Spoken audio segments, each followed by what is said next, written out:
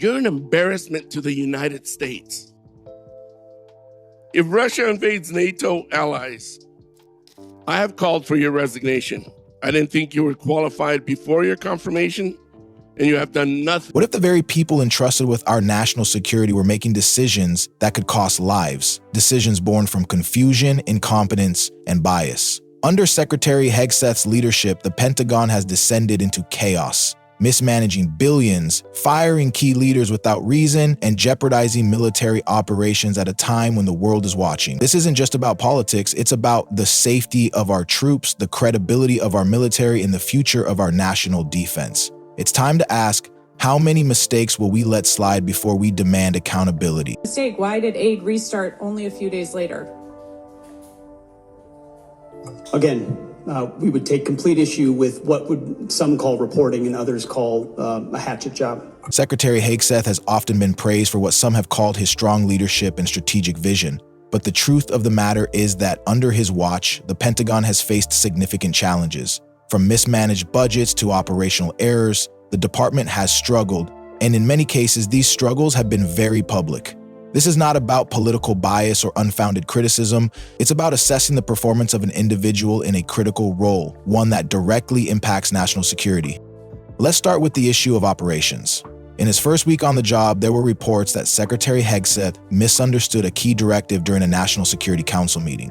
The report suggested that he misinterpreted instructions regarding military aid to Ukraine, leading to a halt in essential support at a time when the country was facing direct threats from Russia. This isn't a minor mistake. It's a significant error in judgment, and it has raised serious concerns about his ability to handle critical decisions under pressure. If the reporting is correct, this was not just a simple miscommunication. It was a costly misunderstanding that led to a freeze in military aid that Ukraine urgently needed. At a time when Russia's actions were escalating, this delay in aid could have been detrimental to the Ukrainian forces on the ground. The decision to withhold support not only affected Ukraine's defense capabilities, but also undermined the trust of key allies and partners. Secretary Hegseth's handling of this situation raises an important question. How many more mistakes are we willing to overlook before we demand accountability? In an administration that prides itself on strong leadership and quick decision-making, the expectation is that officials will ask questions, seek clarification, and ensure they fully understand the gravity of the decisions they make, especially when they are dealing with matters of national security. Instead, what we saw was a rush to act without fully understanding the consequences. If there was confusion over the president's instructions, it would have been prudent for Secretary Hegseth to clarify before taking such a significant step. Instead, he made a decision that not only delayed military aid, but also raised doubts about his ability to manage one of the most crucial aspects of U.S. foreign policy. This was not an isolated incident, but a pattern that has continued throughout his tenure. Furthermore, the idea that such an important decision could be made based on a misunderstanding points to a larger issue: operational incompetence at the highest level. The Pentagon is the heart of the U.S. military operations, and its leadership must be able to make informed, timely decisions. The fact that we are even discussing a situation where the Secretary of Defense may have misunderstood such a critical directive is deeply troubling. The cost of these operational failures goes beyond financial figures. It affects our standing in the international community, the trust of our allies, and most importantly, the safety of our troops. We are talking about lives on the line, not just political points to be scored or sound bites for the media. A failure to deliver aid to Ukraine when it was needed most is not just a policy failure, it is a failure of leadership. Moving on to the managerial issues under Secretary Hegseth's leadership, there are more concerns that need to be addressed. It's not just operational failures we're talking about. There's also a clear pattern of managerial incompetence. Under his tenure, we've seen decisions made that have left many in the department confused, frustrated, and ultimately undermined the credibility of the Pentagon. One of the most troubling decisions was the firing of key personnel in the early stages of Hegseth's leadership. Within a month of taking office, Secretary Hegseth made the decision to remove General C.Q. Brown, the chairman of the Joint Chiefs, and Admiral Lisa Franchitti, the chief of naval operations, without offering any clear or convincing justification. These were not just any staff members. They were two of the most senior and experienced military leaders in the United States. responsible for the strategic direction of the country's armed forces. To this day, there has been no adequate explanation for these actions. There were no clear reasons given as to why these individuals who had decades of experience and were widely respected were suddenly dismissed. For the people at the top of the military hierarchy to be removed so abruptly without cause sends a troubling message to both those within the Pentagon and those observing from the outside. What's even more concerning is the suggestion that these decisions may have been influenced by racial and gender biases. Representative Mikie Sherrill made a powerful accusation during a congressional hearing, stating that General Brown was fired because of his race, and Admiral Franchetti due to her gender.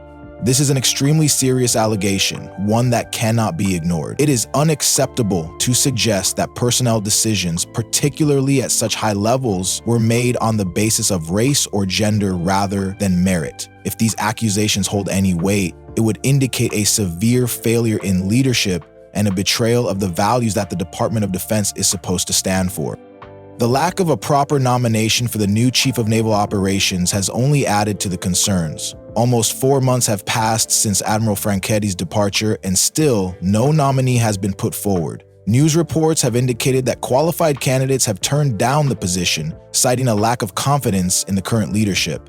This is a deeply worrying sign. When experienced and capable individuals refuse to take on such a critical role, it speaks to a broader issue of dysfunction within the department.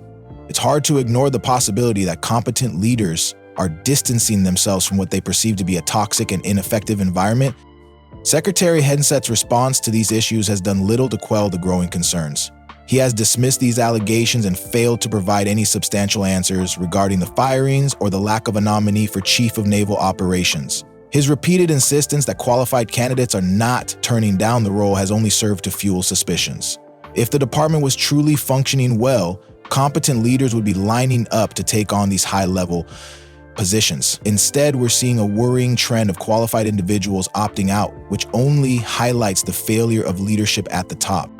Furthermore, this managerial dysfunction has real-world consequences. The Pentagon's ability to function efficiently and effectively relies on a clear and stable leadership structure. When key positions are left vacant for extended periods and when staff are removed without clear cause, it creates a power vacuum that disrupts the department's operations. The military depends on its leaders to make informed, timely decisions, and when that leadership is unstable, the entire system suffers.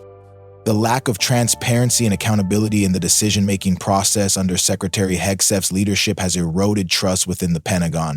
This is not just about the people who have been fired or the positions left unfilled. It's about the culture of leadership that has been fostered under his watch, a culture that seems to value loyalty and political alignment over competence and experience. It's not the type of environment that fosters success in such a critical institution.